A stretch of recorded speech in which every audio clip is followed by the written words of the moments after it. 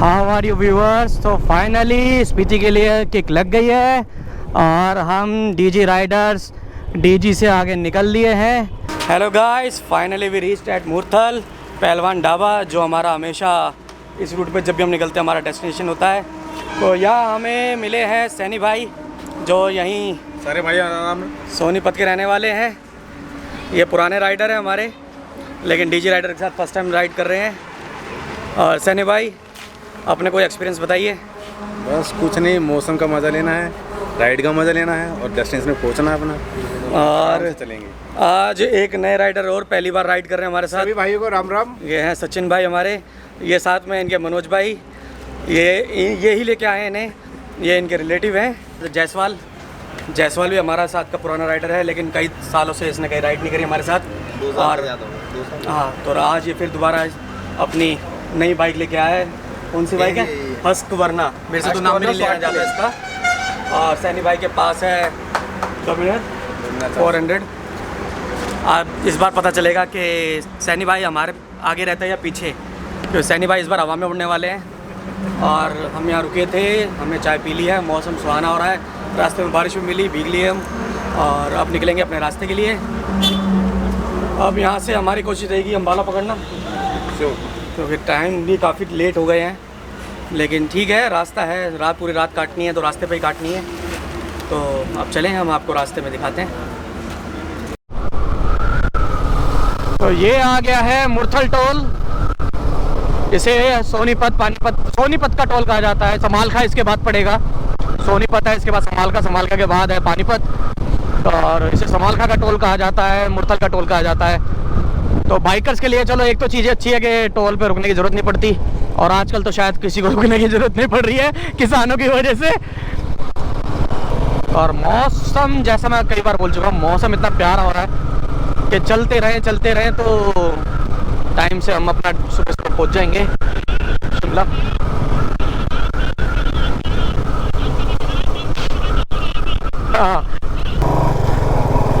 Good morning viewers.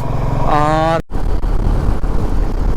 सूरज निकलता हुआ सुबह सुबह, देखिए कितना अच्छा हसीन मौसम है, चारों तरफ बादल, बहुत बढ़िया मौसम हो रखा है इस वक्त। और हमें रास्ते में बहुत बारिश मिली, कई बार हमें रुकना पड़ा, क्योंकि इतनी बारिश, हवा बहुत तेज थी, डिसबैलेंस हो रही थी बाइक, तो हम कई बार रुकते हमारे राइडर्स जो है आगे निकल गए हैं, ताकि हम पीछे। चलिए फाइनली सूरज भी निकल गया है, लेकिन धूप अभी तेज़ नहीं है। सुबह के 6:30-7 बज रहे हैं और हम जीरकपुर पहुंच गए हैं। जीरकपुर से ये फ्लाईओवर जाएगा, फ्लाईओवर के नीचे से हम जाएंगे राइट शिमला के लिए, और शिमला होते हुए जाएंगे नारकंडा, जहाँ पे ऑलरेडी हमारे 2 राइडर पहुंच चुके हैं, एक रमेश सन और विक्की भाई। हेलो, हाँ ठीक है, कनेक्ट हो गया, सेना रिकनेक्ट। और तो 2 बंदे हमारे वहाँ ऑलरेडी पहुँच चुके हैं। कल वो सुबह निकले थे और हम कल रात निकले थे, तो कल वो सुबह निकले थे तो शाम को 7 बजे तक वो पहुँच गए थे नारकंडा। उन्होंने वहीं स्टे करा, उन्हें थोड़ा सा इशू था कि हम नाइट राइड नहीं करना चाहते, तो इसलिए वो सुबह निकल गए थे। पहली रेड लाइट से हमें होना है राइट, ये है जीरकपुर, और राइट जाएंगे तो सीधा हम पहुँच जाएंगे शिमला वे पे। और ये लग गया है परवाणु का जाम, जो लगभग हमेशा मिलता है। डबल वे रोड है फिर भी, लेकिन इतने ट्रैफिक है यहाँ पे कि यहाँ पे हमेशा जाम मिलता है।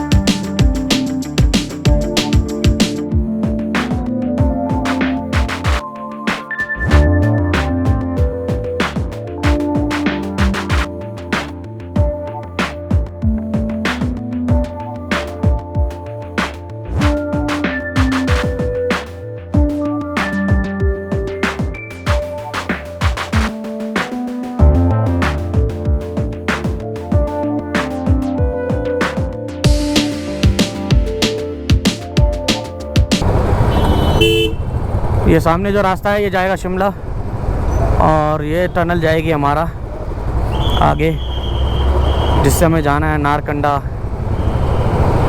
और स्पीति। वो ये रास्ता है।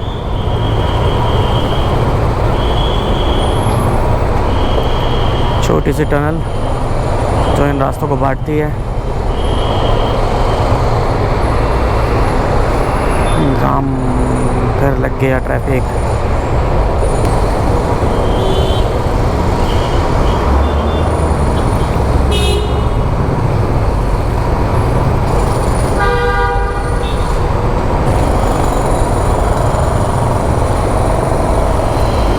ऊपर ड्रिलिंग की आवाज़ आ रही है, पता नहीं कहाँ ड्रिलिंग हो रही है।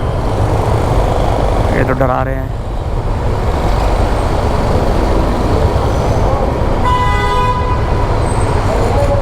Right right.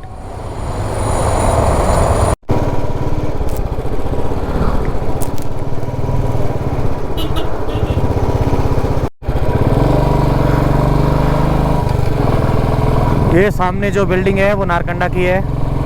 Finally we reach Narkanda. यहाँ से 1 किलोमीटर जो उसका पॉइंट होता है वो 1 किलोमीटर काउंट होता है। तो और ये नारकंडा का ही गांव का एरिया चल रहा है।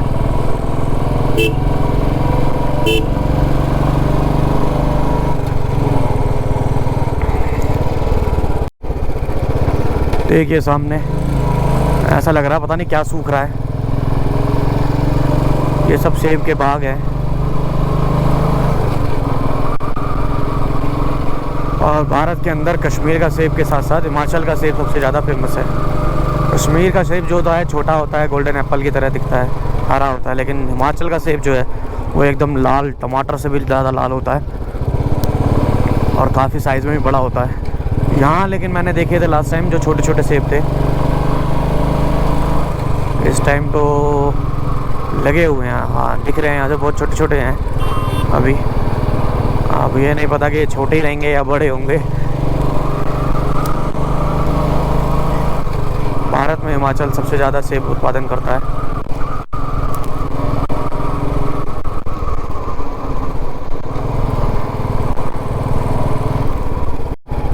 Now finally we reached at Narkanda. Narkanda पहुंच गए। अब हमें पहुंचना है रामपुर। ये सामने देखिए नगर पंचायत नारकंडा आपका हार्दिक स्वागत करता है। अब यहाँ हमें मिलना है विक्की भाई और रमेशान से, फिर हम निकलेंगे आगे।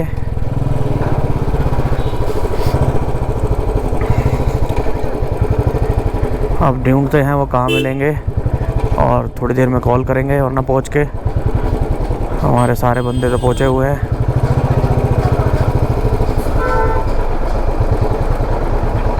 और ये रहे विक्की भाई।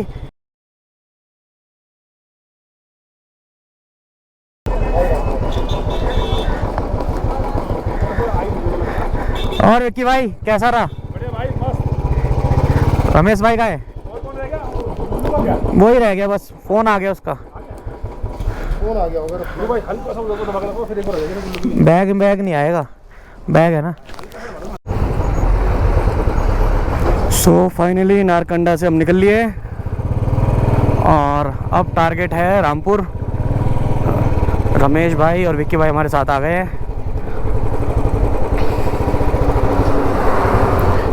टाइम थोड़ा लेट हो गया है, 4:30 बज गए हैं। कोशिश ये रहेगी कि रामपुर 2 घंटे में हम पहुंच जाएं। अप्रॉक्स 65 किलोमीटर यहाँ से है। रामपुर सिटी जो है पीछे रह गई है। हम होटल ढूंढते ढूंढते हाईवे पे आगे आ गए हैं, लेकिन अभी तक कोई होटल दिखा नहीं। कुछ दोस्त हमारे, कुछ राइडर हमारे आगे हैं, तो वो ढूंढने की कोशिश कर रहे हैं। तो मोस्ट प्रोबेबली हमें उन्हें मिल जाए।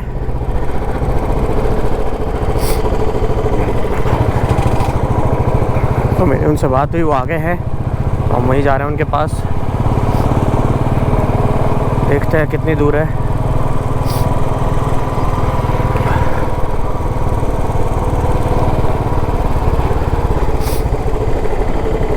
ये पेट्रोल पंप उन्होंने बताया था, पेट्रोल पंप से आगे बता रहे हैं कहीं होटल्स है।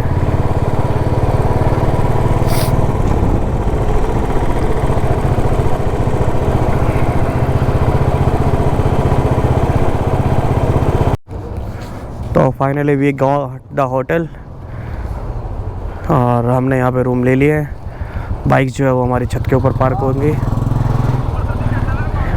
दिल्ली में बेसमेंट में होती है और यहाँ पे जो है छतों पे होती है।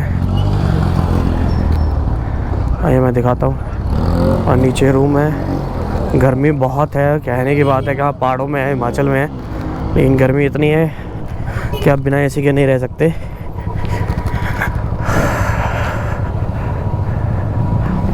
यहाँ पार्क हो रही है सब हौले हौले।